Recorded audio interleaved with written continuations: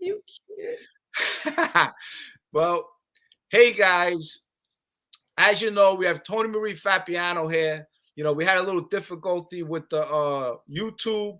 Sometimes I'm a little lost. I don't know what I'm doing over here. But Toni Marie has a lot to say. This is Hi. this is an anniversary today. I'm laughing, but I know it's a sad day where her life came crumbling down. So she's going to share this with us. Today's actually 21 years ago, where she received a letter in the mail. And Toni Marie, thank you for coming on. It's always nice to see you. You're very popular with the audience. People love you. They think you're beautiful. They love your strength as a woman. And you got the floor. So whenever you're ready, you could tell us your story about this day today, 21 years ago. Well, thanks for having me back. And you just mentioned that people on YouTube like me. They say I'm beautiful. Your strength. That's what I like. They said my strength because by me telling you this story, and it's not the first time I spoke about it, is hopefully giving strength to another woman that went through maybe something like I did. I don't know how often that happens, but I'm sure it does. To help maybe deal with maybe something else that she's dealing with, just to find that strength, to listen to how I dealt with it and moved on and coped. And now I'm happy. I didn't think I'd get here. So it was today, the 17th, and it was 2000, the year 2000, which I can't even believe it's 21 years. Wow. Crazy. Time really flies. I And remember. I don't want to. I remember when your son was born, because your ex actually gave me a photo of him when he was just born. I actually still have that photo in my photo album. One day I'll probably share that with you. okay, so just think about that. He's 36. So Unbelievable. 30, yeah, 36 years ago. You still have that. So what was actually happening that day? It was right before Christmas, and it was, craziness, running around and shopping. And my grandmother was in the hospital dying, and we lived with her. We lived in the same building. She lived upstairs, and she was like a mother to me. So I was losing someone very dear to me. And I had went to the hospital to visit her. And on the way back, my son was with his father, Michael, at my sister's apartment in Brooklyn. And we all got together and we went back to Staten Island. We lived in Staten Island at the time. We went to eat. We went home. So when I got home, it was nighttime and I started to get all my mail. And there was Christmas cards. So I took them all in. And my son went downstairs in the basement. That's where all his games were and stuff. And my ex went upstairs. And I started to open up the mail, the cards. I didn't even have my jacket off yet. And I opened, it was a Christmas card, and inside was a piece of paper folded. And I started to read it. And it said, congratulations to Michael and Madeline on their new baby boy. More to come. Hmm. So, but Jimmy, for the second, Italians, we name our kids after our fathers, our grandfathers. And so I just thought it was a cousin of his announcing the birth of their child. That was what I was thinking. I couldn't think anything else at that moment. And I read it a few times. And then I said, wait a minute. And it hit me that it was my husband that they were talking about. And the crazy thing is, I just finished doing procedures in vitro fertilization. I was doing all kinds of things for 8 years to try to have another child, and I couldn't. And it was the week before I got the news of this letter with the baby. The week before was when I did the procedure, and it didn't work.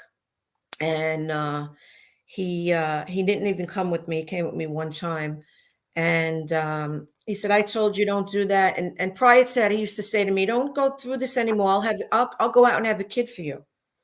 I used to Hmm. look at him. You'll Wow. go out and have like, even if he meant it like he was fooling around, but how do you even say such a thing? It's bizarre. So that didn't work. And so, yeah, it was him.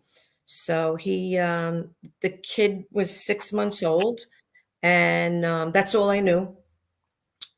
So he was upstairs when he came down, and he was denying it. He said it's somebody starting trouble. He always thought maybe it was one of his friends, and I knew that it wasn't. You know, I knew that it wasn't. I'm sorry, my battery's gonna. You there? Yeah, I knew that it was true. I felt it in my heart. My mother came. He had to call my mom, my sister, and my sister was in Arios in Brooklyn. Remember that the restaurant in Bay Ridge? Yes. And he made one of his friends, Louis, drive her to my house, and she saw me on the floor, and they kept saying, "No, it's not true. It can't be true." And then we went into the family room, and he pulled the chair up in front of me. But prior to that, he was saying, "Do you want me to kill myself? Do you want me to go inside and kill myself?" But I was in shock that I didn't even, I didn't even respond to that. And we went into the family room, and he pulled a chair in front of me, and he said, "Ask me whatever you want to ask me. I'll tell you the truth. I can't lie anymore." And I asked him, and he picked up his head and he nodded yes. So that was the craziest thing that I could So, even imagine. so when he nodded yes, what was your reaction? Um, I knew it. So for me, him saying yes just made me know for sure. My mother and my sister, who were on both sides of me, they grabbed their mouth and went, they couldn't believe it, especially, well, listen, it's not right to do anyway, but especially more that I was trying to have a baby just right before that. And then from what I understand, it was planned, having the kid with her, and supposedly she went through a procedure. So it wasn't like a mistake or anything. Um, and she got pregnant. Wow. Now, when you mentioned his friend Louis, is that Louis Black? Yes. Louis Yes. Black, because I remember Michael's friends. Michael's friends was Louis Black. You had Big Steve. I remember Big Steve, and I remember Anthony, Billy. Anthony Scotto. Anthony Scotto. I'm not sure if I remember him, but I remember Billy too. Yes. Tommy Cherubino. I think I He's, remember Tommy Cherubino. yeah. Yes, but It's now funny because all his friends, all those guys that you mentioned, so later on, after that, I found out that he had a christening in a restaurant in Brooklyn. And I was home that day cooking sauce like a normal day. And he said he had to go somewhere. And he had a christening, and he told all his friends they had to go. And then later on, each and every one of them told me, he was our friend. We had to do what he said, but we didn't want to be there. So, yeah, he even, all those guys, and then some. But wow. they felt they had to be there, but they were very, very, very uncomfortable. Now I also remember something about threatening letters. The threatening letters came later on, when Michael cooperated, and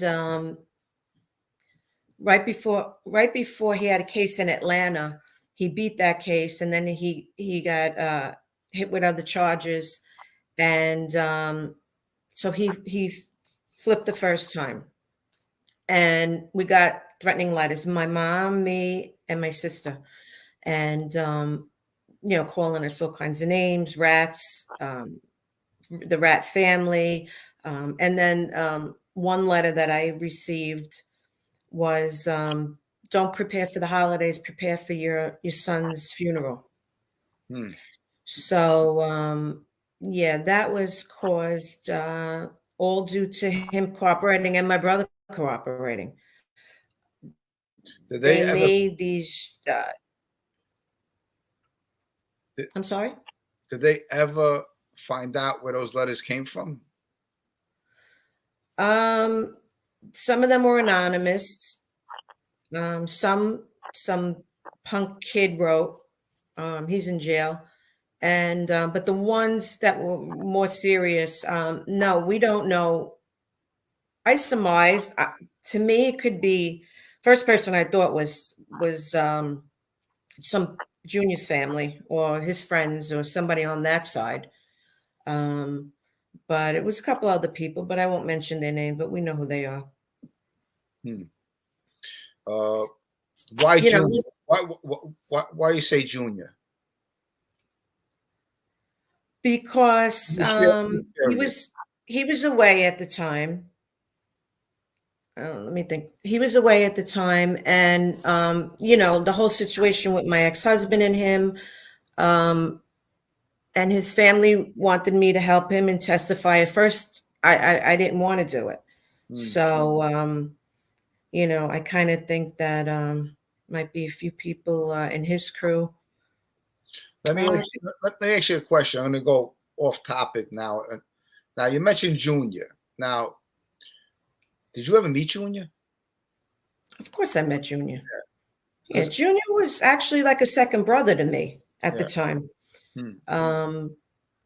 Yeah, Junior, you know, when my brother got in a really serious car accident, he went in the ambulance with him. I mean, when I first met him was when my ex-husband started hanging out with him. And they were, I'll tell you a funny story. He told me he was going to Atlantic City with Junior. And I didn't know who he was at the time. And, you know, I said, who's these guys? They're going with limousines and everything. And I figured they were going with women.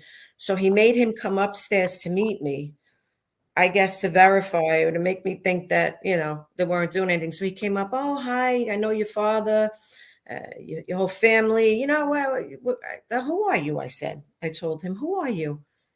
I didn't give a shit who he was. I really didn't at that point. I don't give a shit who anybody is. You know, I don't know who you are. You're coming up, you're running around. And you know what? In the end, it's funny you brought him up. In the end,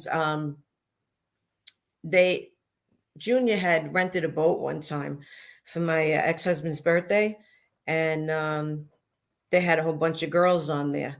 And I didn't know this until I was going to testify. It came out in the newspapers. It's funny, it came out in the newspapers. And I think that somebody purposely did that, maybe for me not to help him out. And it was saying that John rented a boat for my husband's birthday. And there was a whole bunch of girls on there. So that's a little short story about Junior, being that you brought him up. Yeah. And so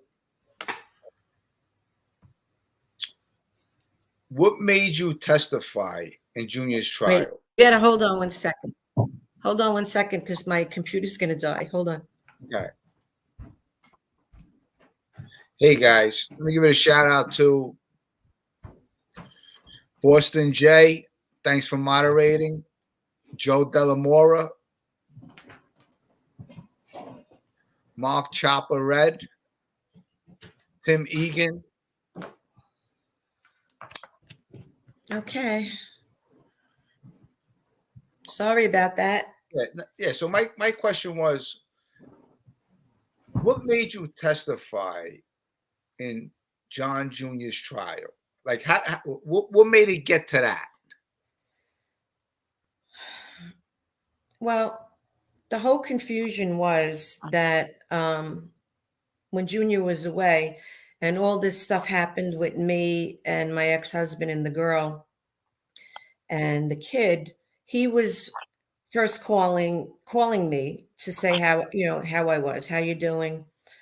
And then he had sent word for my son to visit him up in jail. And I sent him with a good friend of mine at the time, Noel Modica. I don't know if you know Noel. And Of course I know Noel. yeah, his father owned Bankers and Brokers in Manhattan. Yes. Yeah. So I grew up with Noel. So I basically had no problem with that. I asked my son if he wanted to go up, and he did. He went up to see John. And then after that, I asked my son what they spoke about, and he told me the truth. It was just about sports, girls, and you know, how he was doing in school, and that his father loved him. And Michael found out about that, and he he or the agents turned it into, he felt that John was trying to get access to his son, and they hit John with obstruction of justice charges. Hmm. Um, like as if he was trying to convince my son to tell the father not to cooperate against him, which, listen, that's what he felt. I mean, I don't know what was in Junior's mind at the time. If that was the case, or he was trying to scare his father, I don't know. I don't know. That's, there's a Now, lot of things. do you think he called them up there to maybe manipulate your son? Well, I thought that at first, but I asked my son, "What did you talk about?" And he just basically said, "We just spoke about school, sports, girls," and he said, "Your father loves you." And you have to realize this was really why he wanted to see my son, which I thought was because of the situation what happened with the girl and the kid. My ex-husband felt it was that he was trying to convince, but Michael didn't rat yet. Hmm. Maybe Junior thought maybe he would, or maybe that's why. That I can't answer for them, but that's what happened at that point. And then they hit him with the obstruction of justice. And my son told me, he said, "Ma, he didn't tell me not to tell my father to cooperate or to talk, or don't tell them anything." It was nothing like that. But I don't know. I don't know. When you're a guy in that life, and you're living that life, and you're getting locked up, and there's all these accusations and the truths and not the truth. I, I don't know. I don't believe any of them. I don't believe any of them. Now, let's, for the audience to know, what is the relationship between Junior Gotti and your son? There is no relationship. Did he baptize him? No, he didn't baptize him. No, He no, didn't. he didn't. My ex-husband Michael baptized Junior's son, There you John. go. Okay, that's what I didn't know that. Yes. There you go. And I remember the time when your brother Frankie did have the car accident, and he told me that story, Frankie, when Junior came down to the hospital and stuff like that. Because Right. I was away with Frankie for a little while. Okay. Yeah. But So, go ahead. in bringing up the situation of today, my ex-husband, every time he would walk out the door, he would say, he would look at me and he'd say, "Oh, what a tangle web we weave when first we practice to deceive." I would look at him like, "Why are you saying that to me? Like, are you hinting to me that, obviously that you're going to go out and deceive me?" And that was another weird thing. And then the fact telling me that he'd go out and have a baby for me, that's another sick thing. But these That's, are all that's traits. crazy. Yeah, these are all traits of a narcissist. Hmm. I mean, it's a personality disorder. They lie about everything, Hmm. everything. Nothing that comes out of their mouth is the truth. They make you think that you're the wrong one. You're always at fault. They make you think you're crazy. It's um, it's all about them. And he proved that over and over and over and over again. And he's not a nice person. He always brought up, "Oh, I left her the house. I left her millions." You leave me millions. Yeah, you left me the house. Gee, what was the least you could do? You know.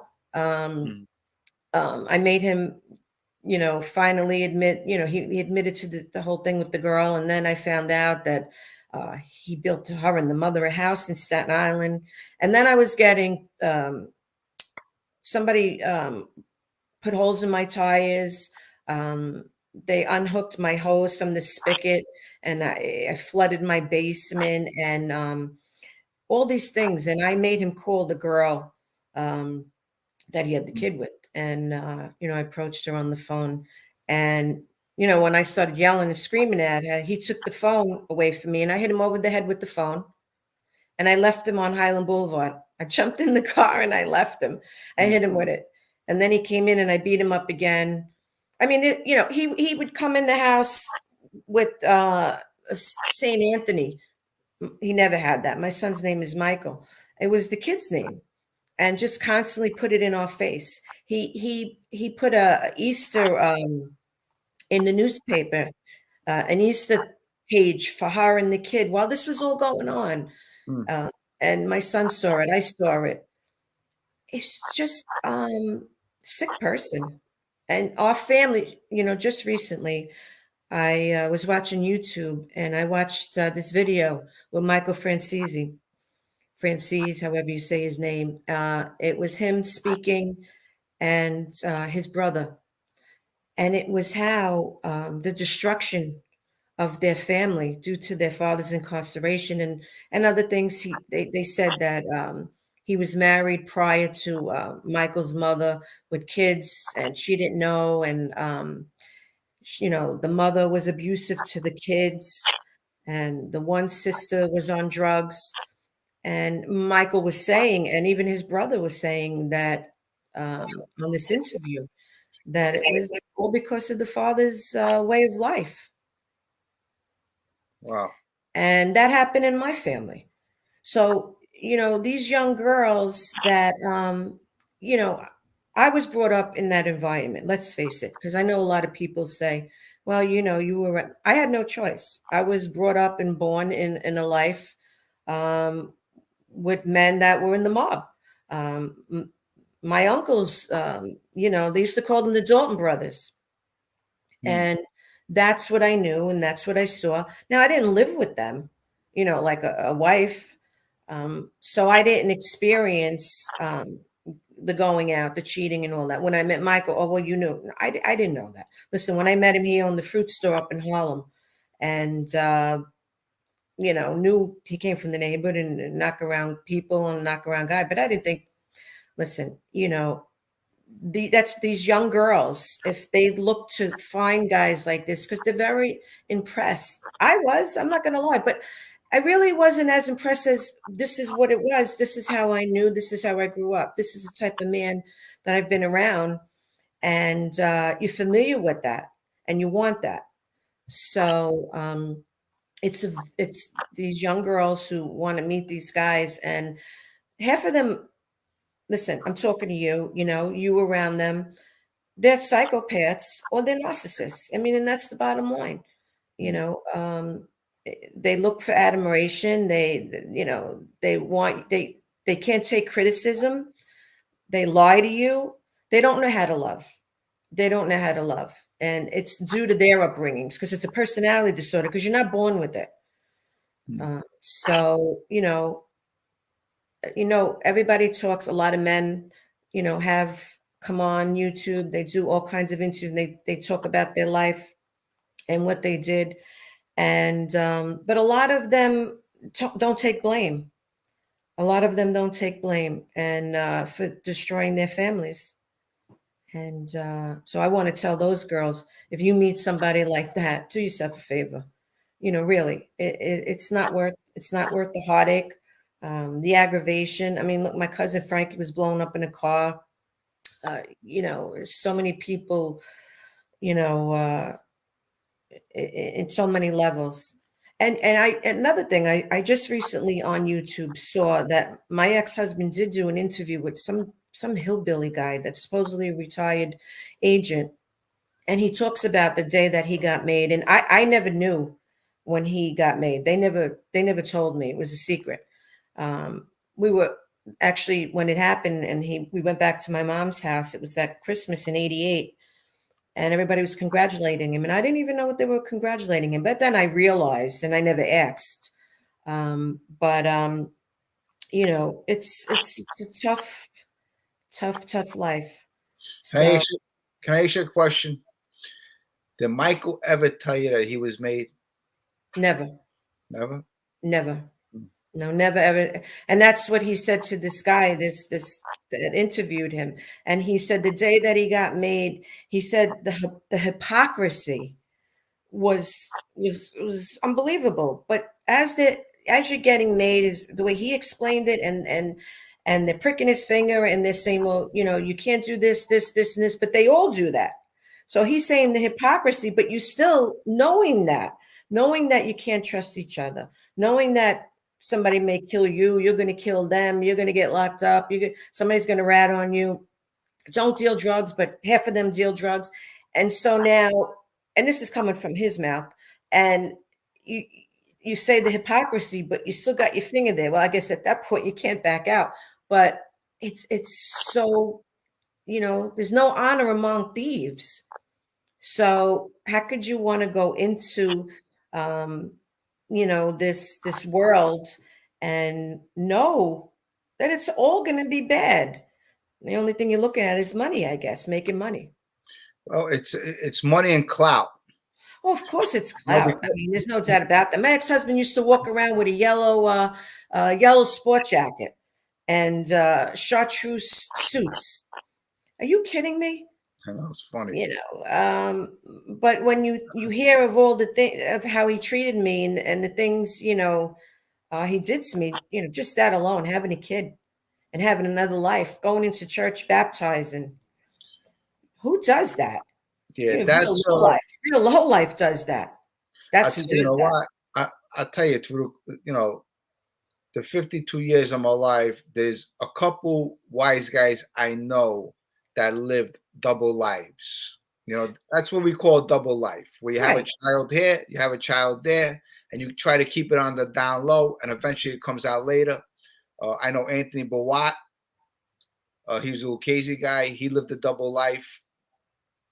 And when was the time, like when you were married to Michael, was there ever any red flags? Like, look, relationships are hard. We know that. Okay. Was there any red flags where you said, you know what? I'm not happy no more? Absolutely. There was so many red flags. And, there was two big red flags. That one night he was going out, and listen, you always know in your stomach when you're with a guy like that, never thinking the kid, but you always think, are they out cheating? And he would go away with Junior and constant, I'm going to Florida with John, I'm going here with John.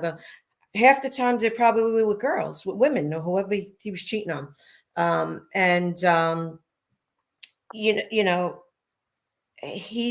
You can't trust them. You just can't trust them. So he's lied about everything. He even went with my best friend, and I don't know how much a person could. He had came over one day, and my mother. Wait. Can I go back just 1 second? He went with your best friend. Right. He denies that. Yeah, he denies that. Yeah, she's another one. But I've had so many people. Well, you know what? It just goes to show you where I said clout. Now, even these women, like when you're made, the neighborhood. I mean, this is the neighborhoods, whether you're in the Bronx, Bensonhurst, Queens. I mean, the boroughs in these neighborhoods. Now you're a made guy. You in a crimes family, and these women they gravitate to them. Yes, they gravitate to them. Yeah. They're all suited up, cologne, jewelry, buying champagne. It's when you're in that circle, it's very easy to fall into that. And so that's, my girlfriend, again, he denies it, but I believe it. I believe it. I'm going to read a question off. This way you can answer it.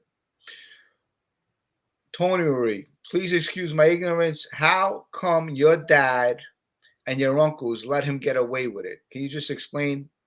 Yeah. Well, my father was deceased. He wasn't alive. My brother was in jail, and I had two uncles alive. My uncle Georgie and my uncle Joey, Butterass, they called him. Yeah, Butter. I remember Butter. Right. On Bay 23rd in Cropsey. Right. And my uncle Joey approached Michael, and he shrugged it off. And my uncle Georgie spoke to him. Now, out of the two, there was 5 brothers and only 2 left. Out of the 2, my uncle Georgie was the toughest. So everybody will tell you that he was tough with his hands. So I thought that my Uncle Georgie would I really don't know how he would have how I really thought he should have went about it. I thought he should have definitely stuck up for me more. But I think that he didn't, and I could talk about it now because he just died a couple of years ago, and I would never bring his name up if I wouldn't disrespect them like that. And I'm not saying anything really bad, but they all cheated. But he had he cheated on his wife, so I think it was a thing. And Michael was the captain at the time, and my uncle was, and I don't know if he was demoted or whatever, but it was like a thing. Well, how could I tell him what he did wrong when I did the same things and not have another kid? But and he said to me, I told your husband if he put his hands on you, then I'd get involved. But I'm not, so basically, nobody got involved. It was just really I was left I was left like a dog on all ends. And my friends that we brought up before, I have amazing friends. I have friends in Vegas, my friend in Vegas, Chicago. I have a lot of good friends, and there's a lot of shitty people that were around in my life at the time. And even when we brought up the ratting that time, and I said, I'm being honest with you, I'm coming on your show, and I don't believe in ratting. Well, because I even have very dear friends that their father got killed, and because supposedly they thought they were ratting, and these guys that killed him ratted, and they're out living their lives. You know what I mean? So Well, it's I I'll tell don't. you, look, I don't believe in writing either, you know, and It's the families I that mean, suffer. and, So and look, everybody's situation is different. I mean, yes, I'm not talk about saying the writing, look, reasons. I I'm not mean, saying the reasons why, or of course not. listen. It is what it is, and people For make example, decisions for certain reasons. what you just said. Look, for example, Joey Calco. Joey Calco kills Paulie Galino. Now you knew Paulie Galino from the neighborhood. Paulie Galino was a good kid, a tough kid. And Joey Calco gets the order to kill him. He kills him. And what does he do? He flips. And in that life, you know what? If you're going to kill your best friend, you might as well stand up because obviously you wanted something, you know? Well, usually in that life, it is your good, may not be your best friend, but it's your good friend that kills you, that's around you, that's close to you. Again, I'm not saying, I'm not trying to hurt your feelings. No, of course not. Please don't think that. I'm No. just speaking, in my place and the family. The guys did what they did. They lived that life. They want to kill each other. They want to rat on each other. But it's the families, that are left behind and say, wait a minute, my father was killed because maybe he was ratting or he did rat, but you ratted and you're out and you're living your life and your family has you and your kids. You know what I'm trying to say? Absolutely. But I want to make a valid point. I want to make a valid point because, obviously I did cooperate with the government, but I have to say something that my case is a lot different because I went on a home invasion and I did not sign up for killing a woman. So that crime was involved in February 18th, 1993. I got picked up May of 1993. So, I went to go rob a safe and now I'm involved in killing a woman. So the I thing is, understand. so Yeah. the thing is for me is, you know what? How do I make this right? And I come from a good family. I mean, you come from a good family. No one in my family was in the mob. Right. Actually, on my father's side, I have cousins that were actually DEA agents and agents that I really didn't know until later on after I cooperated. I got to know them. But Right. I definitely understand where you're coming from because I grew up all my life never to tattletale on nobody. And but my friends, just by them killing Paulie G, that No, was I understand. that was a I that was a understand. turn off for me. And then I got my back against the wall. I'm looking at 50 years on a plea deal. 50 years. Okay. Now, if I went to trial, it's lights out.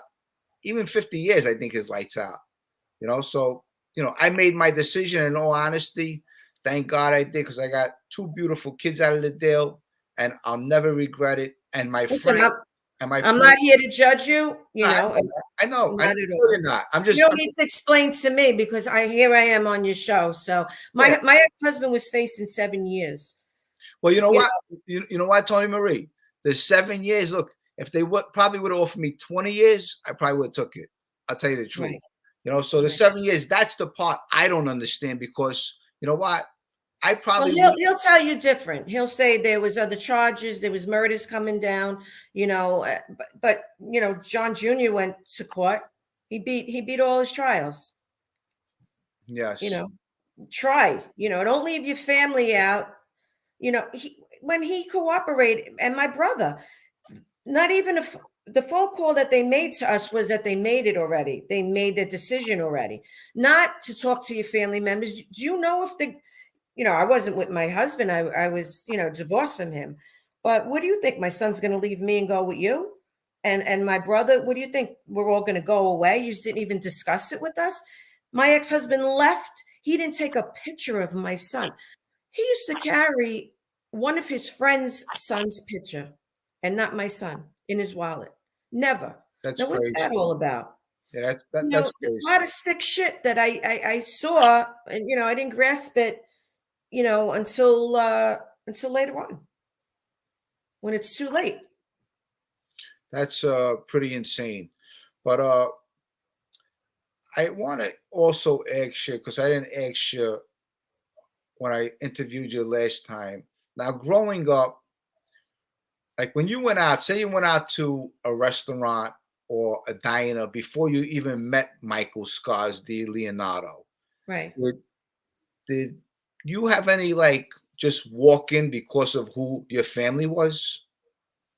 Like, did anyone Yeah. throw out the red carpet? Like, they knew you were related to Frankie Decicco, Georgia Decicco, Joe Butter. Your father was Absolutely. a wise guy. Absolutely. Wherever we went, restaurants, we used to mention their name. Oh my God, yeah, Boozy, Michael, Jimmy. Oh my God, sit down. Come on, yes, it was definitely like that. I mean, I was young, when I was a girl, I wasn't probably more impressed with it than probably my brother was. But yeah, and you see it. And listen, my father always taught me to be respectful, be classy, and be respectful. I have that other side. There's no doubt about it. That I have no problem. I'll go after you. You hurt my kid. There's no stopping me. But I'm older now. I'm not a kid. And you realize through life when certain situations happen, we try to plan our life, we're trying to plan our life and God's laughing. So did I think that this guy, I'm sorry for my son, even listening to Michael Francis and his brother, I mean, you could hear the heartaches, and I guess he felt the same way. And that's why he, although he says he didn't rat on anybody, he got away from that life. When do you stop and think about your family members? I mean, never. You never think it's just solely you, selfish.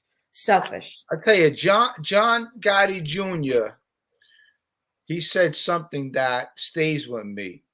He did it on a 2020 interview. He said, "My father put me in this life. How much could have he loved me?"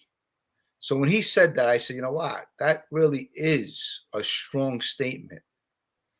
You Oh, know, absolutely. Because I'm glad that my son is not about that life. He goes to work, and he's a respectful kid, and he had to deal with a lot of stuff that I probably don't even know half, because he wouldn't tell me, the kid, to get me upset. But I know there was fights. I know there was fights. Maybe they called his father a rat. Your father's a rat, whatever, or calling him names. You know, um, it's very difficult, and I don't want my son in that life. Never did, and I don't know if his father would have. But yeah, I hear that, where a lot of guys, say, you want to propose your son. Well, I feel sorry. I feel sorry for you, or I feel sorry for him. Because why would you want to do that? Knowing you're in that life, you know the ramifications. You know there's no loyalty. You know, your kid may get killed. That's I don't know. I don't know. The way of thinking is actually scary. It really is. When it comes down to it, and you really think about these guys, and there's a lot of good guys. You know, there's a lot of good guys. I'm not judging anybody. I'm telling my story and the piece of garbage that my ex, what he did. Why is this up here? Something's up here. I put that up there for you. Oh, okay. Toni Marie. Oh. Oh, wow. Thank you. That's a very nice compliment. Thank you very much. Listen, I've been through hard times with a guy that had zero compassion. It's not the worst thing. There's women that go through worse than me. You know, they get beaten, although he slapped me once. But mental abuse, you know, him coming home. I helped real quick. I helped him get dressed one time. He was going out with the guys. I guess I was in a good mood. Do you think this looks nice? It was a lime green shirt. I'll never forget it. Black pants. And I said, why don't you wear a belt? Nah, I don't want to wear a belt. I said, it looks nice with the belt. He left. He came home at 5 a.m. I was wild and there was no belt. No belt. So what do you think? I think where you are 5 a.m, lying up the wazoo, just lied. He was always this guy. He was with that guy. Oh, maybe when I went to the bathroom, I was by my friend's house. I forgot to put. Yeah, you took your belt off. So many crazy things that hurt us over and over and over and over again. And you know, and then you cooperate and you leave, and you don't take one picture of your son. He didn't take one article of clothing. I threw him out. That's another thing. Somebody made a comment that Michael left me for this girl. No, I threw him out. I beat the shit out of him in my house, and I threw him out. So there's a question over there. It says, did Toni know any wise guys who saw psychiatrists? Frank Costello did. Really, I didn't know that. Frank Costello. Well, maybe the chin. Yeah. Let me. The chin. I didn't know him, but he did. He had seen a psychiatrist. Like, look, there's a lot of stories about Michael. Like when he first cooperated, you know, obviously we know the part when Joey Calco beat him up in prison. He had a fist fight with Joey Calco. Now, wait, who did? Joey Calco. Beat my ex-husband up? Yeah, in jail. Oh, I didn't know that. Yeah, he was in jail with him. Yeah, he had some kind of. I didn't know that. Yeah, but now the part where he came forward and then he wanted to kill himself. Yes. That part. Yes. So he supposedly, my son went up to see him, and my son said he looked like a nut job. And he told my son that he had no clothes in the cell, and they gave him a tiny little pen to write. The food was bad, sour. Across the way, there was some Arabs, terrorists chanting all night long. So they broke him. And he decided to cooperate. And then I don't know what went wrong. He said he didn't want to do it. He recanted, and they threw him back in. And then, but before that, before he recanted, he tried to kill himself. Supposedly, he took pills, and he didn't kill himself. So I think that's, if you really want to kill yourself, you get a gun and put it in your mouth and you blow your brains out. I don't know. I mean, you take pills. I don't know. I think that was, for attention, if you ask me. Danny Sullivan, let me tell you something. As a woman, when it comes to looks and personality and your strength, on a scale to 1 to 10, you rate a 12.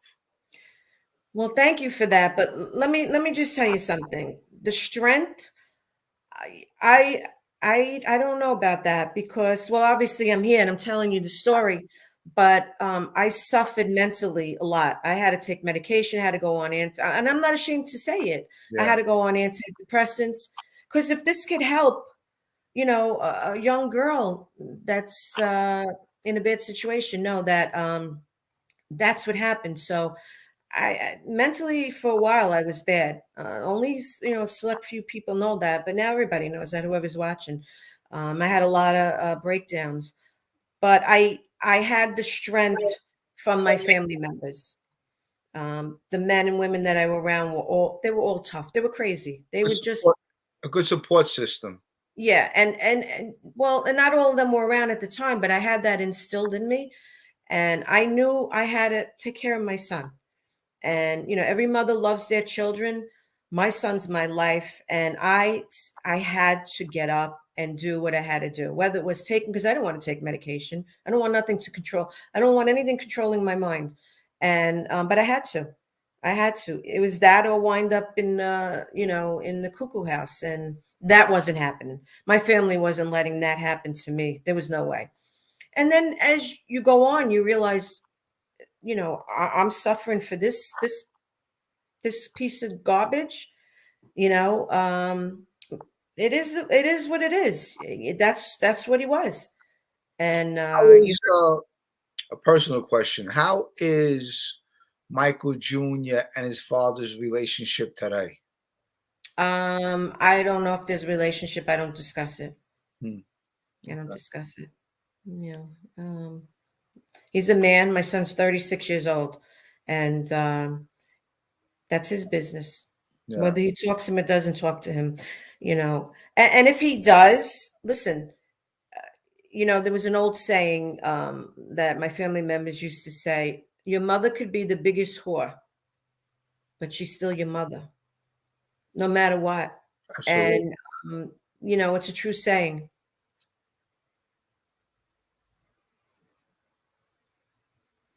Do you see that? Who is that, Jimmy? That's You Boston Jay. He's one of my moderators. okay? He takes all the garbage out. And he said, Jimmy, tell Toni your little brother says she is an Italian queen. Oh, that's so cute. So you got a lot of support over here. Everybody loves you. That's nice. Like I said, you know, I just want, you know, again, this story is it's old, obviously, it's 21 years old, but they're still bringing up all these stories, all these guys, Sammy Gravano, Michael Franci, I mean, whoever, and Now, you know what? Since you brought up Michael Francis, you know what? Michael Francis, to me, I look at him and I think the guy's a class act. he's very smart. I give you that. He talks well. I believe he went to Harvard, so he's a pretty intelligent guy, and his family suffered a lot. His family suffered a lot, and that's why you know I relate to his family members on that level when I saw that about him. But you know, I don't know him, but that's what I get from him.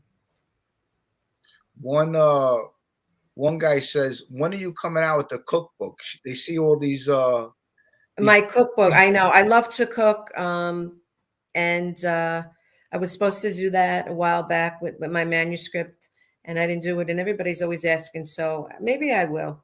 Maybe I love to cook. I enjoy it. I love to cook for my family, and I love when people enjoy my food. So I know a lot of people have been asking me that, and maybe I will. You know, maybe I'll focus on that. We'll That's a see. good idea. Cookbook. Yes. There's been a lot of changes in my life. You know, I got remarried and I'm happily married. And I met an amazing, wonderful guy. He's a lot like me.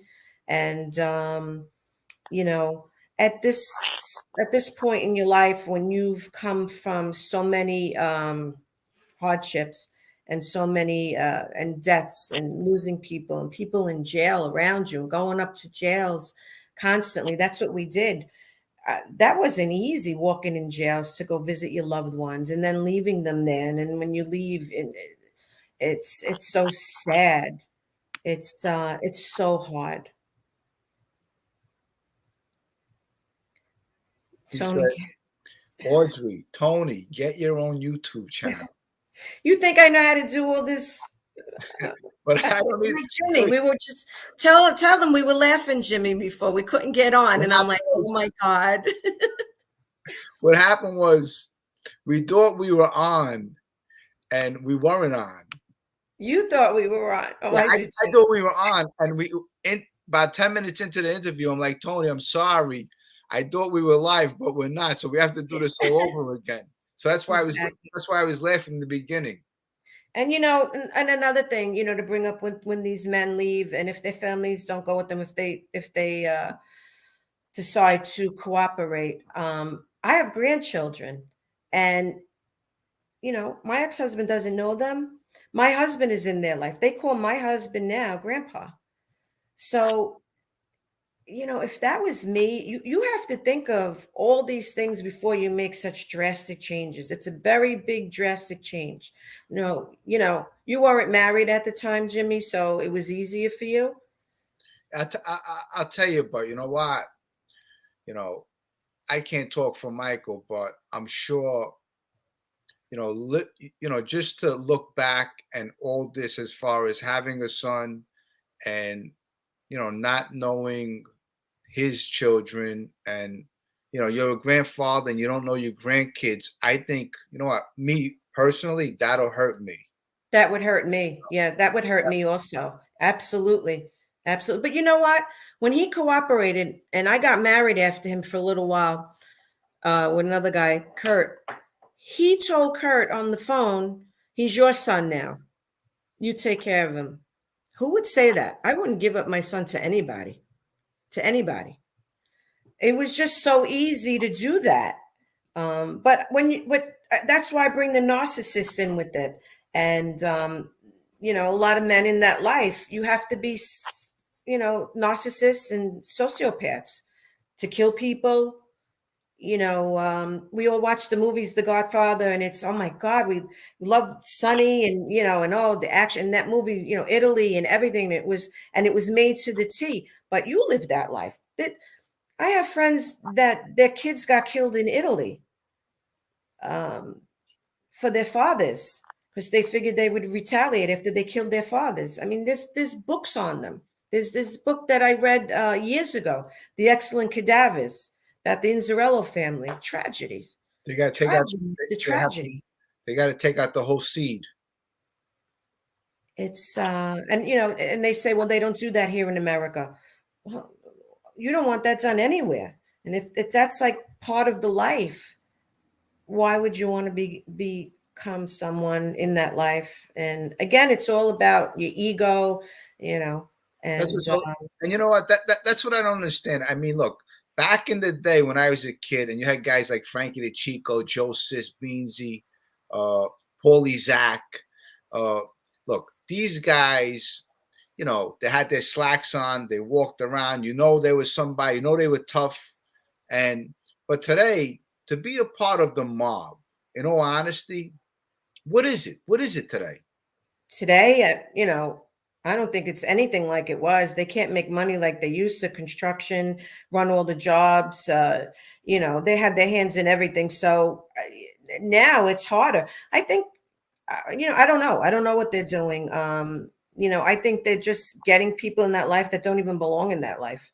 It's I have no idea. I mean, a lot of people, don't want to be in that life anymore.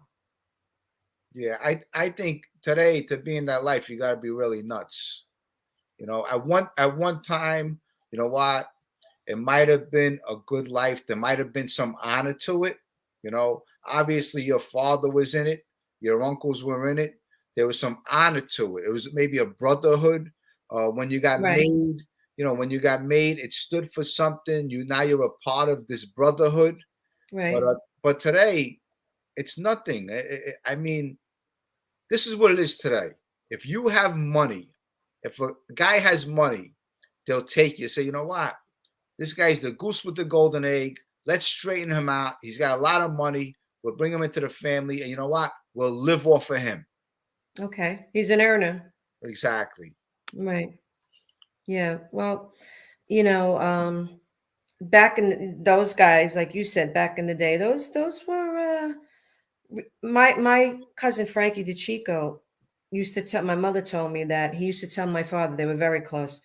And he used to tell my father, Robert, we ain't getting out alive. He said, going to jail or we're dying. You know, he would never say ratting because he would. I mean, I don't think he would have ever ratted ever. Yeah, I don't think so either. Yeah. So those were tough guys. Like I said, you know, all my uncles, they were called the Dalton brothers. And but like you said, it's different. The younger generation now, you know, it's tough. It's tough. They don't belong in the life. Go to work, get a good job. You can't put your head on the pillow. You know, all the sneaking around, the girls, you know, it comes to an end. And you're hurting people in the interim. You're hurting your own family members. I don't know. I couldn't hurt my son. I couldn't hurt my family members. My sister. Could never happen. Could never happen. My brother hurt us, and I don't want to be bothered. He don't want to be bothered. We don't want to be bothered. You know. And you know what? Look, that right there, what you just said. You know what? How you and your own brother don't want to be bothered with each other. You grow up as children, you know. Well, and you know why? Because they still think that they're in the mob. They still think they can control everybody. They still play the games, two ends against the middle, and then it comes crashing down. You're not in the mob. You're not in the mob anymore. You cannot control us. We've never been apologized to. Me, my mother, and my sister. My mother had a nervous breakdown. My sister's a nervous wreck. I mean, you know, it's just a trickle down effect. Trickle down effect. And yeah, I'm sick over a lot of things. I would never give up. We stuck around for my brother and made decisions that we shouldn't have made, and it hurt us in the end. And they want to control us and tell us we're wrong, we're this, we're that. Are you kidding? Not even an apology. I'm sorry I left you out in the street to fend for yourselves. Nothing. Nothing. You know what? That's the sad part. The sad part is, you know, like I look back on my life and going away 23 years old, doing 6 years in prison, coming home. But as I'm doing that 6 years, I know my mother and my father are thinking about me every day. How's Jimmy doing in prison? You know? Absolutely. And I look at them and I say, wow, God forbid my children went to prison. It would break my heart. Yes. You know, so you know, these things, you know, you learn from them. And you know, thank God I had the opportunity to wake up and say to myself, you know what, it's not the life I want. I don't want to waste my life. I don't want to destroy it. You know, I listen, I get it. I get it on the both ends, and it's a big decision to make that. I'm sure. I'm sure it's, you know. and I'll tell you, look, when I came forward, you know, I'll get personal. It's something where I didn't want to do it, and it was very hard to do. You know, and thank God I didn't have to testify against my friends. You know, Well, I think for some guys it's harder for them than others. So it all depends. It depends on what their reasoning is. You know, oh well, this one was ratting on me, so why should I sit in jail? This one, and the interview with Michael Francis, they even interviewed his father in a nursing home, and they said to his father, "Why didn't you cooperate years ago?" He said, "Why would I do that?" Well, you could get out of jail, be with your family. He said, "I couldn't do that." He said, "No, no, no." He says, I do my time like a man. He said, "I could never do that." Yeah, that guy is definitely a legend, Sonny Francesi. Right. But yeah, those guys, you're never gonna see guys like that ever again in that life. Right. You know, they were real men. They were nice looking. They had charisma. They had charm. You know, they were tough. And listen, you know, it'll never end. But you know, as far as me telling my story, it's not about telling the guys. Or you know, maybe the guys that if they're on your show, I'm sure it's majority of guys on here tonight. You know, they could get an insight onto the damage that it does for the person that they love or their kids. You know, just think about it and see what could happen when they knock on your door and they bang your door down at 5, 6 in the morning. You Well, think that's fun? that happened to me. It happened to me, and there was 15 guys in my house, and I'm standing at the top of the steps, and they're asking me if there's kids in the house. Thank God my son But, was out that but night and at his cousin's. and I'll tell you, you know what? All these so-called tough guys that are out there, whether it was Tommy Karate, a Mad Dog Killer, whether it was Georgie Conti, whether it was George Zapola, I could name them all. They You know were what? tough guys. Look, when the feds came, they flipped them. Kidding me? They got them on the floor. They put cuffs on them. They choked them down. And these guys are really tough guys because they do this every day. Well, they choked them down because they knew they were dealing with tough guys. Exactly. They knew they were dealing with lunatics. You know, they weren't coming into the Paul Castellano's house, who's a gentleman, Exactly. and they won't even put handcuffs on him. So, you know, totally different. But those were tough guys. Yep. You know, and actually, Georgie Conti was in my house very often, and he loved my father. He was very close with my father, and I like Georgie. I like, you know, I have nothing bad to say about him. He was a good guy. Listen, you know, for what you're saying, what they did and who they killed, and you know, yeah, I mean, you know, that's not nice. But he was always respectful to me and my family, my father, my brother, and that's, you know, that's all I'm going to say about that. Yeah. Well, I don't want you, you know, say anything, but So, yeah. like I said, the But reason that neighborhood we grew up in, I don't think Right. anyone can comprehend how it was. But I do want to ask you a question. I want to take you back a little. So when you were a kid, you know, as you know, there's a couple legends that were murdered in our neighborhood. You know, you used to date one of the Panalbi brothers.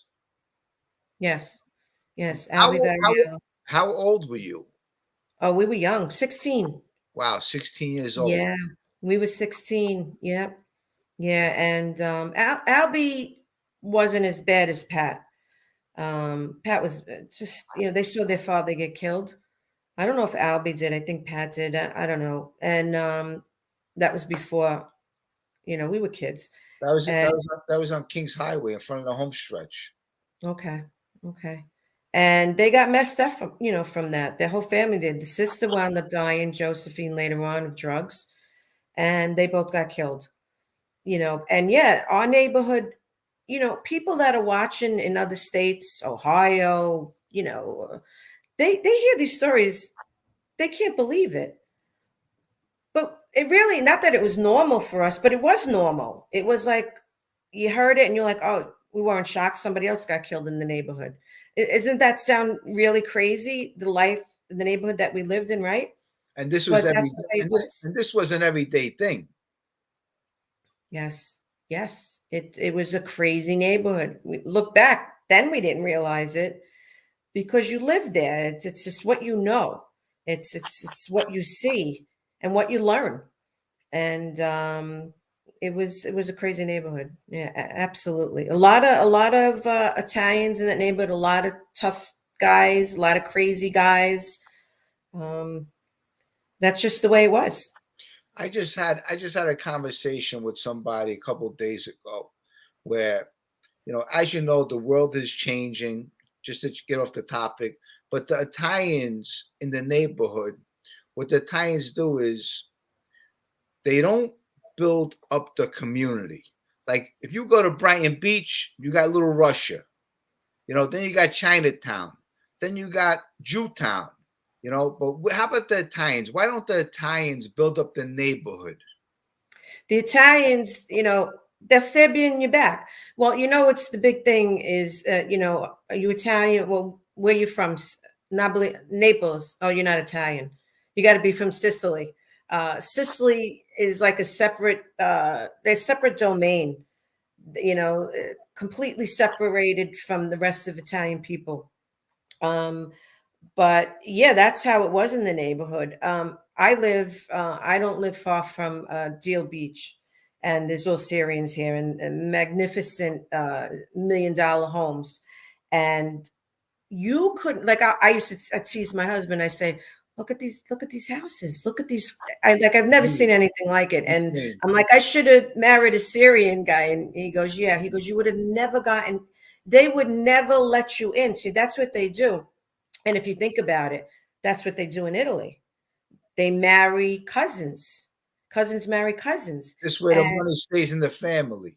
right. Well, the Jewish people don't marry cousins, but they make sure that you're Jewish, you're Syrian, whatever, And if they go past, they go back into your family tree to make sure. So there's no outsider getting in.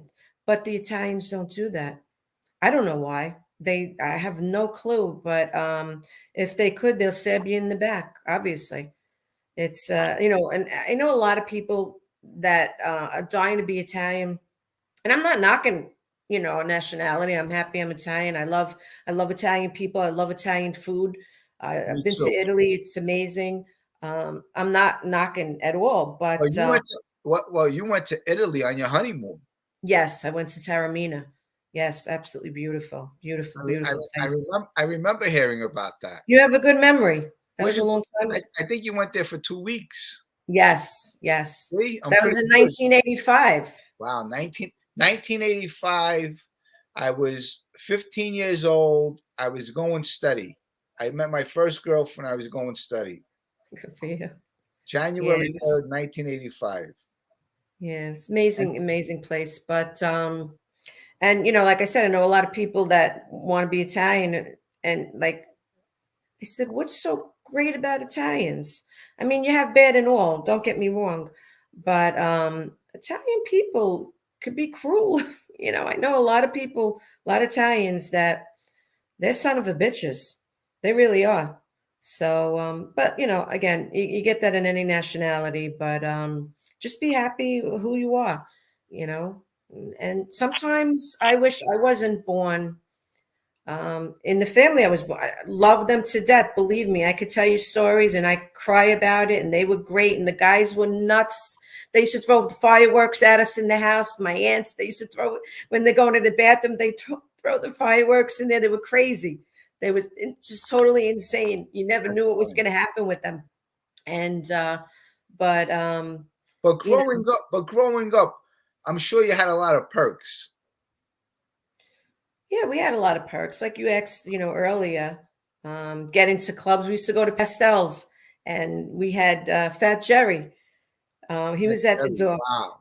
and we'd say, "Let us in! Come on, let us in!" No, your father's going to kill me, and then he would sneak us in. They would watch us, but that was another thing because a lot of guys that were there that were cheating, and one of them was my ex-husband. They were all there cheating. They don't want us there. Me or my cousins.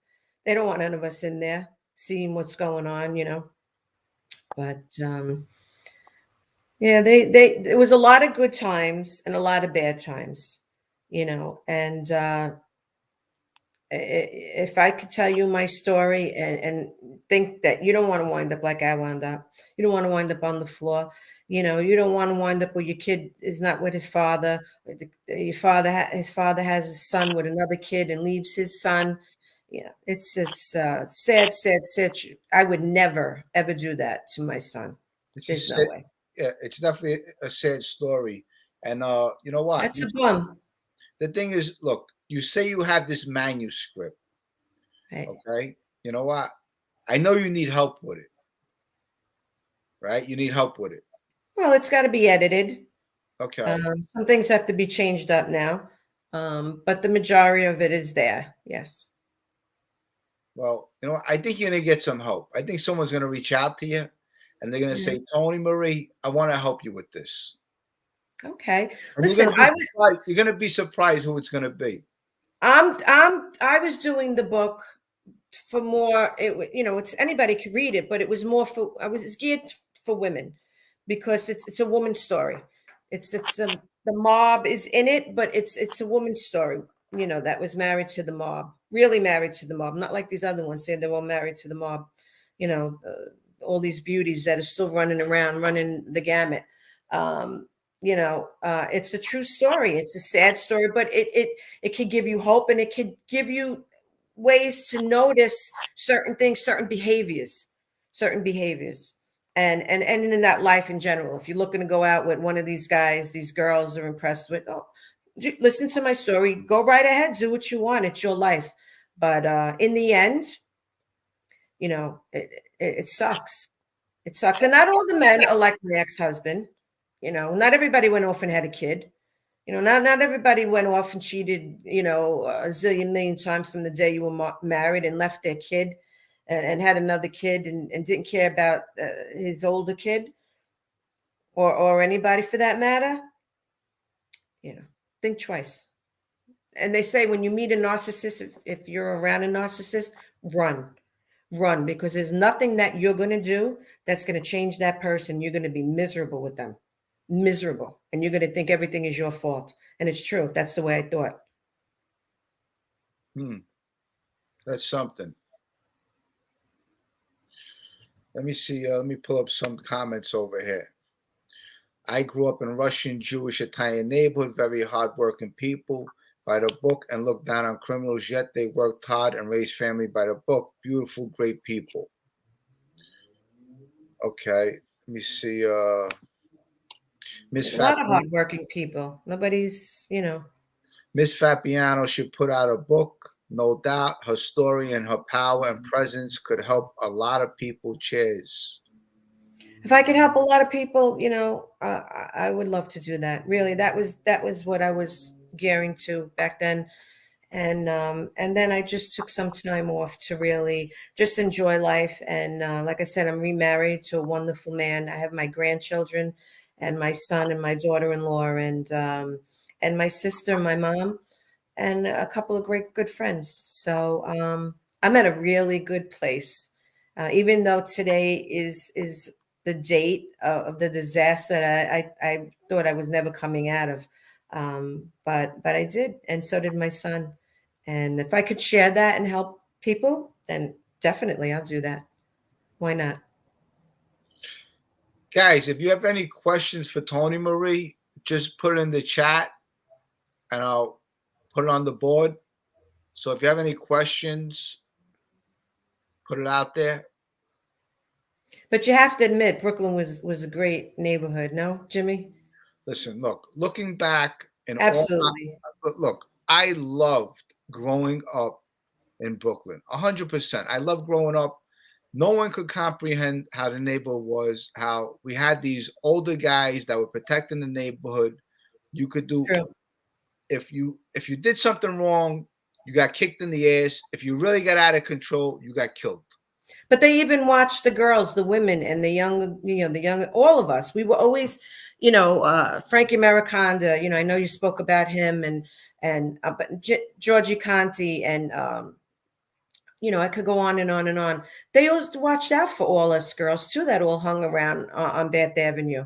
We all hung out there. And we were always, somebody always knew us and we knew them. And it was, a really comfortable feeling knowing that they would protect us. And they did. And they really did. So as far as that part of our neighborhood, people can never understand it unless you were born and raised there. Yeah, and there was so much to it. Just going in the neighborhood, the fireworks shows and just the fruit stores, and everyone knew somebody. And if we didn't know you, we knew your sister. Right. Someone always knew somebody. We knew your brother. Yes, exactly. That's exactly. And even for the young boys, if you got out of control, what they did was they just walk into the social club. And you know what? They tell them, you know what? Okay, so-and-so did this. And you know what? They grab you and tell you, listen, don't ever do that again. And if you did, you would probably get shunned or, don't come around for a little while. Right. But I'll tell you, you talk about Georgie Conti. I remember I had a couple of problems with Georgie Conti. We used to sell pop for him back in the day. And I ran to your father. Okay? I think I told you this story. I actually ran to Mikey Scars, and Mikey Scars brought me to your father. And I was telling the story to your father. And as I was talking to your father, I was using my hands because, I talk with my hands sometimes. Right. And your father was just looking at me. You know, I said he was funny. He was when I was in your apartment, okay, on Bay 13th Street, in the Okay. building, okay, and you had some kind of apartment where, like, it was connected to another floor. You had a staircase. 2 apartments together we had. Yeah, yeah, two apartments, and then 2 days later, Georgie Conti pulls up like nothing never even happened. You know, so I know your father spoke to him. Oh, okay. You know, Yeah, he loved my father. A lot of people loved my father. He was a great guy. He really is. He would take a bum off the street if it was a holiday, make them eat at the dinner table with us. You know, it's just you just never knew who he was going to help, and he was funny. He was a funny guy, and I tell my husband all the time, "Oh, I wish you knew him." Just he would give you his last penny. He's greatly missed. He died young, and he had a lot of friends. He had a lot of friends. A lot of people liked him. Yeah. and Big loss. what year did he pass away? He died in 92. He 90. was only 49 years old. Wow. Yeah. Yeah. So that was a big loss. But Georgie Conti was always at our house. Yeah. He Yeah. was always there. Wow. Matter of fact, I spoke to him when my cousin Scott passed away. I haven't spoken to him. He was in jail for many, many, many years. And when my cousin was dying in the hospital, I got to speak to him after a long time, long time. Now Scott. Now Scott. What year did Scott go away? Scott went away in Early 85. 1985. Yes, yes. And he got exonerated, and then he wound up getting cancer and dying. A lot of people in my family, died of cancer, and but they were all big smokers. Back in the day, that's all they did. They Everybody smoked. smoked. Everybody smoked. I Yep. remember my uncles all coming in with the fedora hats on, cigarette hanging out of their mouth, teasing me. They used to tell me and my brother, "I'll give you $10 if you say F," and they would say it, and my Yeah. mother would say to my father, "Your uncles are crazy." If I was in the bathroom in the shower, they make believe they would come in. They were crazy. They were I crazy, tell you, fun, loving, and tough guys that you always felt secure. It's just I can't even explain it. I miss them. I miss them so much. I know Really. those must be great memories for you. I learned a lot from my Uncle Georgie. He Before he died, I used to be with him a lot, and he used to like to drink. He used to drink Smirnoff vodka, and he used to, tell me, "Come over, come on, when we're gonna have a drink." And he was like a second father to me. And he would drink, and he'd start getting melancholy. Loved my father. He would cry, and you wouldn't think these guys. And these guys were tough guys, but when it came down to it, they cried when my father died. This is their nephew. They outlived him, and his brother, and so on, so forth, and so on. They used to cry, and my uncle used to drink, and instead of saying Tony, he'd go Oni. Now, if anybody would have seen him, his friends like that in that condition, talking to me like that, he would never let that happen. But he taught me a lot. He taught me a lot. He spoke to me like I never thought he would have, and saying certain things to me, and how to if you're talking to somebody, if you're in a situation, because he was a good talker. And I know there was plenty of problems with people, and they went to speak to my uncle. So he taught me a lot. He really did, and I'm thankful for that. And if I could share that with others, then it's great. It's really great.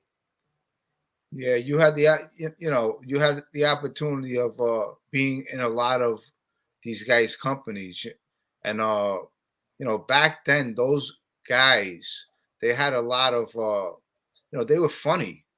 They were funny Yeah, guys. there was a Oh, lot of funny guys. I mean, they would Joe joke. Sis, Joe Sis was great. he was funny. You had Yeah, Fat Jerry, who he was funny. My father was funny. There was a lot of guys. I remember. I don't know if you remember on 18th Avenue, Cropsey, the Luncheonette.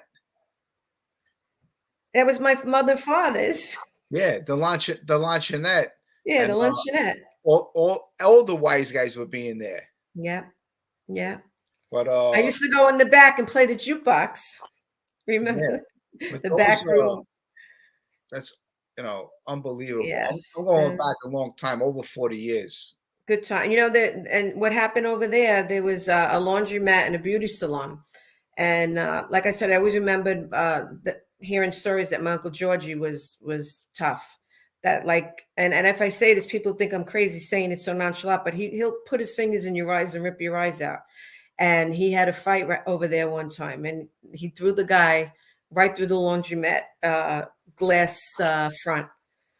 I mean, it's just like crazy things, just crazy, crazy things that normal people don't live through or have family members like that. Yeah, So those guys back in the day, they made a name for themselves. They made a reputation. yes. But we have over 400 people watching. We hit over Great. 450 people. Good for you. And thank you so much for coming on. Oh, you're welcome. If you guys have any questions for Toni Marie, you can give it to me now.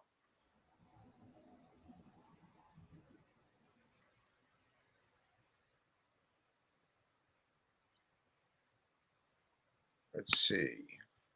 Hold up.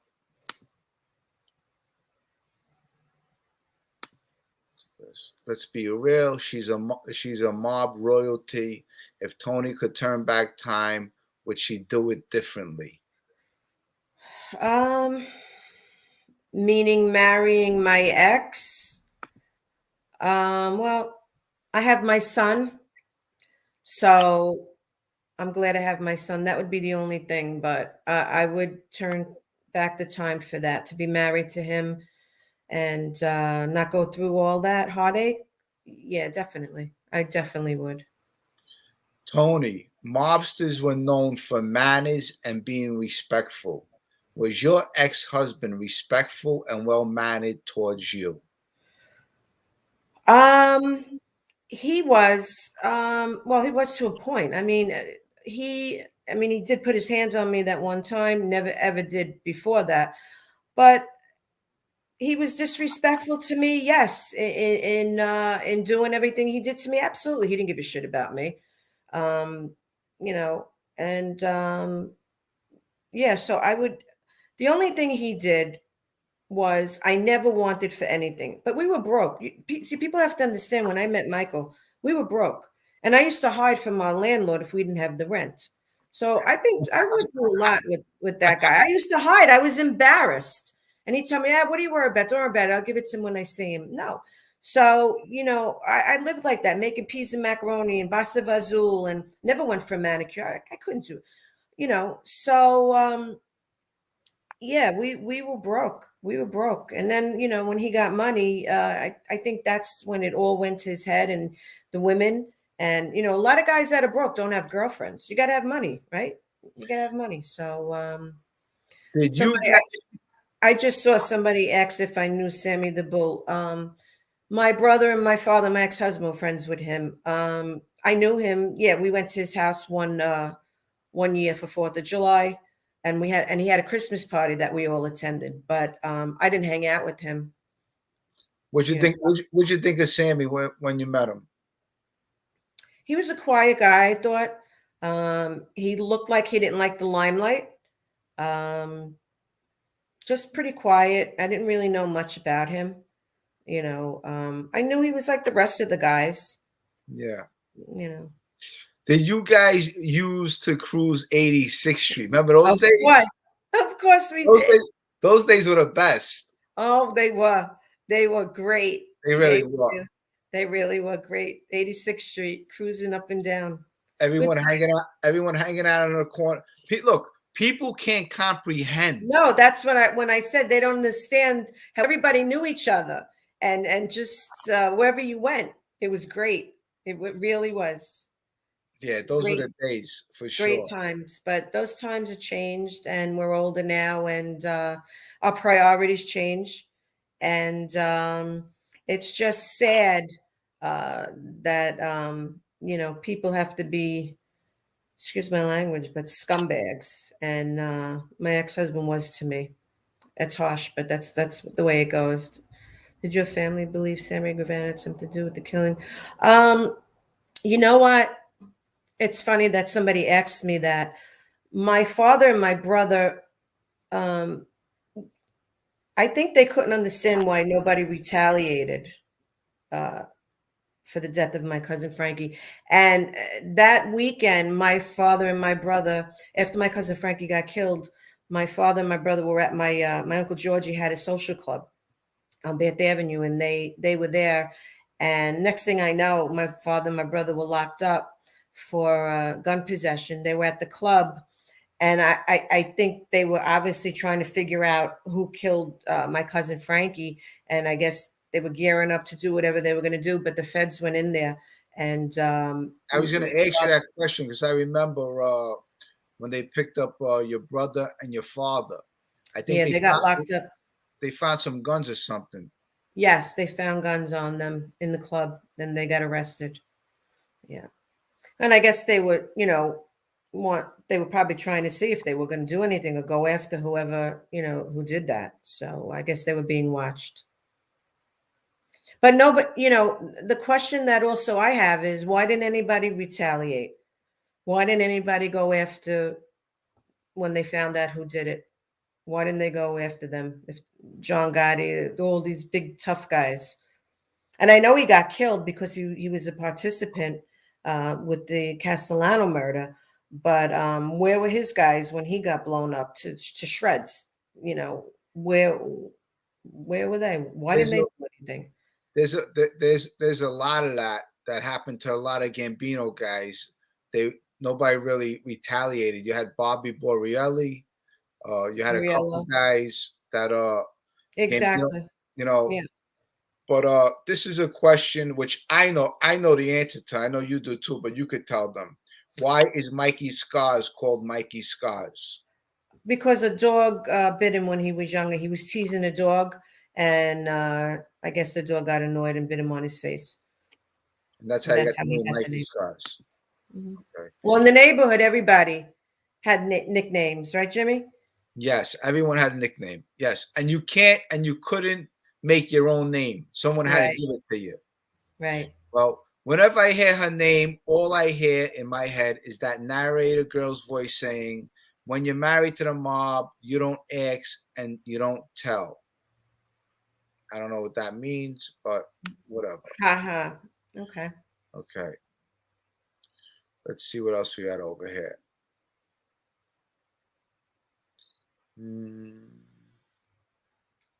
Let me see what this says. I think she was talking about when I did ID Discovery. Okay. Should women be in the Kosher Nostra or become maid members? I'll tell you what. I think if women were, they'd probably be more stand up than guys. Well, the Mexican cartels there's plenty of women that were bosses. But yeah, not in the Italian world. I not that I know of. I don't know. Maybe there is. Maybe in Sicily. I know there was some tough women in Sicily. I'll tell you, but you know what? That would be amazing if that was right. Straightening out women. I mean, I don't know. I know. You know what? I know there was a movie on that. Really, there was. Yeah, there was a movie where a woman mafia or something. Yeah. Let me see what else we got over here. Okay, here's one for you. What kind of question is that? Bond number 9. What is it? Bond number 9. Is that a good one? I'm sure it's a good one. It is a good one. Yeah. Must be expensive, right? It's a little expensive, but it's worth it. Let's see. My husband wears expensive cologne too. What does he like? He likes Creed. Creed? That's a good one. Creed. That's it. Yeah. I like what I got over here. I got Da Vinci, what's the other one? Saint something. Yves Saint Laurent? Yeah, I love Yves Saint Laurent. I love that. And then Blue. Yeah, that's good too, Blue. Chanel. Let's see. This one. Okay, here, let's go. I tip my hat to you, Toni. You are still standing. I wish you nothing but good life, love, happiness from here on out. Wow, thank you. Same to you. And we're all moving along, so we're all good. I mean, that's all we could do, right? You have to, you have to believe in God. I go to church, and we go to church every Saturday, me and my husband. Wow. And it was part of my life growing up, and you have to look at something, a bigger being that you could look up to, and find a sense of security and love. And you got to take care of yourself, because if you don't, nobody else will. I learned that later on in life too. So you really got to take care of yourself first. And just you got to keep going. Life goes on. There's that saying, life goes on. Absolutely. So let's do this. When are you going to let me help you make a YouTube channel? Well, can you read the name? Who are these people? That's my daughter-in-law. Is it really? Yes, it There you is. go. No, you know what? Because some people put fake names. No, that's Skyland No? DiLeonardo. And I love her. She's beautiful. There She's you such a go. beautiful. So why don't She's you young. See, she could help me. She wants let to her do help you? She wants to do cooking with me. She wants to do a cooking YouTube channel with me. Look, So I think you should make her help you. I think you would be very successful with a channel. thank you. I appreciate that. So got a lot of things to think about. So and Hey, you know what? she gave me another beautiful little grandson, Romeo, Oh, who God I bless. adore. You know what it is? Yeah. Because when I see these names like DiLeonardo, I mean, sometimes, Well, I'm sure people can make up, but yeah, Skyland Leonardo is her. well, Yeah, good. that's her. I'm happy to hear that it's your Thank you. daughter-in-law. Yes. Let me see if I get a couple more before I let you go. Okay. Let me see. Guys, what else you got out there for her? I got this guy. This is my guy. Skyline, I'll be a bouncer for your aunt. That's not a mother-in-law. Boston J. Boston J. That's her mother-in-law. I have a bouncer, tell him. Yeah. She has a bouncer. Big guy too. Let's see. Okay, here's gotta keep moving forward, turn the negatives into positives. Absolutely. 100%. I agree with that. Toni, you were born in Brooklyn, right? Yes. Okay, because someone asked, where was she born? Yes, I was born in Brooklyn. Can't you tell from my accent, our accents? Well, I know that. I know. When I go somewhere else, sometimes. Yeah, because you have a deep Brooklyn accent. I know I do. I do too, but so do you. How about this in here? Let's see if we could answer this question. How important is the Italian language to the Mafia? Did the old bosses speak Italian at meetings? Do you both speak Italian? Do you ever go back home to Italy to visit? Do you want to answer, or you want me to answer? If you want to, you could answer, and then maybe I could, add something. Well, you know what? Today, it's not that important, the Italian language. I mean, it's very good to know a second language. I Absolutely. mean, the second language in America is probably Spanish today. Right. But it's definitely great to know Italian. Me personally, I don't speak Italian. If you talk to me in Italian, I'll understand a little of it. Like me. But, but it's definitely great to know Italian. If you're Italian or any kind of other language, I think it's great to know. So it's a great language, Italian. I wish I could speak it fluently. I can't. My grandparents did, and but yeah, back in the old day, to answer the question, I believe they spoke Italian and the old bosses in meetings, right, Jimmy? Yes, I'm sure absolutely. they did. Absolutely. And I've been to Italy, and I'm probably going to go back within maybe 2 years. We'll see what happens with COVID. Yes, the COVID is stopping everything. Right. Well, listen, I really appreciate. Let me see this question. Were you asked to be on Mob Wives? Yes, I was. Jen Graziano had asked me to go on. Well, I had seen Renee, her sister, and we were talking about it, and she then told her sister, and they asked me to go on it. And I was going to go on it only to promote my book at the time, but obviously everybody knows that if I went on it, then there would be a big situation with me, and I'm not even going to mention the pig's name. She knows who she is on Mob Wives, and my you like when I say that, right? She is a pig. What do you want me to say? She's not a pig. They're all pigs. And they're still running the gamut. They're running out here in Jersey. Nobody wants them. No guys want them because they're dirt bags.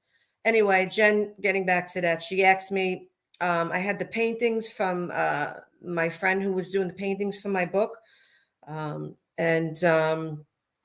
we did that, but it wasn't with Carla on there, none of that. And my son was like, "You're not going on that show, Ma. You have more class than that." And throughout this whole thing, you kept your head up high. You go on there, and you're gonna act crazy and go berserk, and you're gonna be just like them, and you can't do that. Yeah, take you out of character, and don't make you look good. But we got your It is what daughter. it is. I could care less about them. Your daughter-in-law. Your daughter-in-law made a comment over here. She said, "Oh, thank you, hot stuff." She's so cute. That's She's great. so That's great that you have a good relationship with her. Yeah, you know what? She takes care of my son, my grandchildren, my other two grandchildren that are in hers, and she doesn't know how much I appreciate that. I appreciate that more than anything.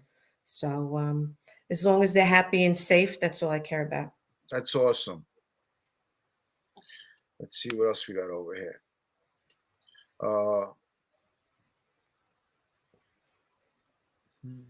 Let me see what else we got. Let's see. I see something. I'm Italian. Okay, here we go. Toni Marie, I'm Italian. Did your family eat Sunday dinner at 2 p.m. to 7 p.m. like mine? Yes, absolutely. We started to eat at 3 o'clock. I know some people eat at 1, 2 o'clock. We used to start at 3 o'clock, and we always had dinner together. And I still try to do that. Matter of fact, I'm making sauce this Sunday. So yeah, I mean it's a little harder now than it was years ago. Now the kids are all over, and who's got this, who's got that, and who lives in Queens and who lives in Staten Island, Jersey. But yeah, we do it very, very often. Yes. And you know what? Like you talk about the Sunday dinners. I used to love when my mother made Sunday dinner. And I remember going to my grandmother's house on Sunday dinner. My grandmother had 15 kids. So Wow. that's on my mother's side. So every time we went to the house, it was always packed. My aunts, my cousins. Yes. You know, Yes. that's one thing about the Italians. Our family, we come together and we just love each other, Exactly. That's when I was growing up. That's how it was. There was always people in and out of our house. And like I said earlier, my father, we used to take everybody in.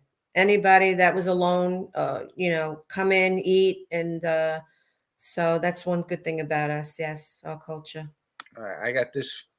This guy asks, what do you think your life would be like now if Mikey did the 7 years? You Well, don't have I to. divorced him. I divorced him before that. So say that never happened with the kid and me divorcing him. And if I would have still I would have been with him. I would listen. I would have never made him flip. Never. That would have never happened. Absolutely not. So maybe she did. I have no idea. But there was no way that I was leaving my family or going with him and being married to somebody that would rat. So I would still be with him after he did the 7 years if I didn't find out about the kid and cheating and all that, the other stuff. I would probably still been with him. My moderator, Boston J, he says, ask Toni Marie if she could trade some recipes with me. I will. Yeah, absolutely. I put up a lot on Instagram. I used to be on Facebook. I'm not on there anymore. But I give my recipes out. Yeah, no problem. I have no problem sharing. I don't know this guy, but we'll put him in there. Uh, Maybe you do. Christmas party on me week after Christmas at Cafe Luna, Jersey. I'll DM you, Frankie Mazzara. Christmas party on me. Week after Christmas. Is that the DJ? I'm not sure. Christmas party on me. Week after Christmas at Cafe. Yes, I think that's the DJ. He said he'll That's the DM you. DJ. I think so. There's a DJ Frankie that DJs there all the time. I don't know. Okay. I think so. Let me see what this guy. I guess they're saying they're going to have a Christmas party. Okay.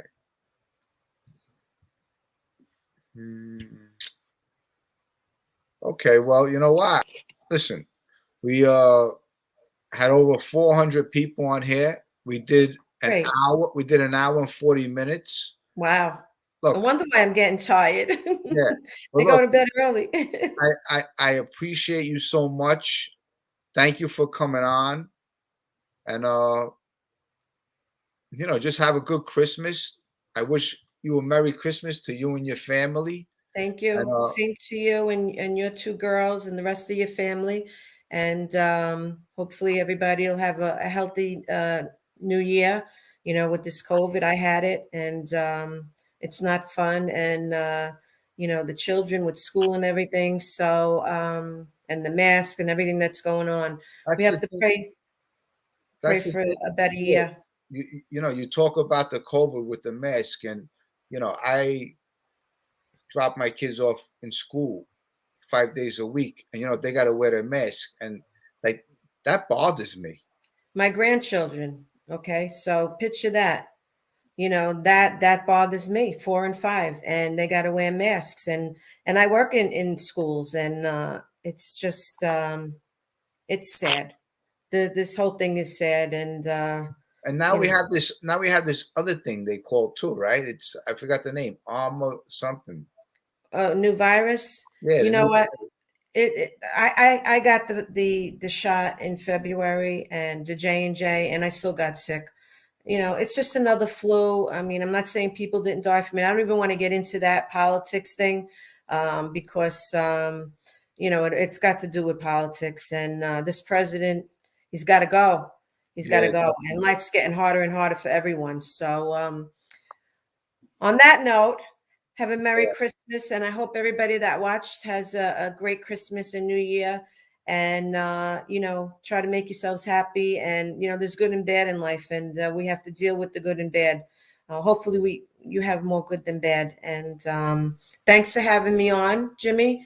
And I hope you get great reviews, and I hope you get really good, interesting people to come on for you to interview. Thank you so much. And look, start that YouTube channel. Okay. You hear Well, me? I have no Seriously, look, choice.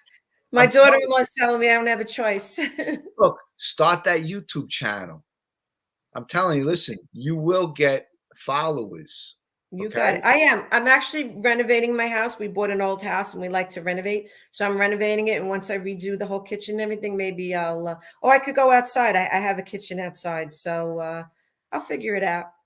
I Yeah, guess I have no choice now that she came on publicly. So yeah, make her help you, definitely. I Look, will. I and will. look, I send my love to you and everybody. Merry Christmas. Merry And Christmas. and and I'll speak to you soon. Thank you so much for coming on. And You're welcome. I love you. Love you too. Merry Christmas to everybody. And then hopefully Happy New Year. Bye. Ciao. Have a good night. Thank you. Good night. Bye-bye.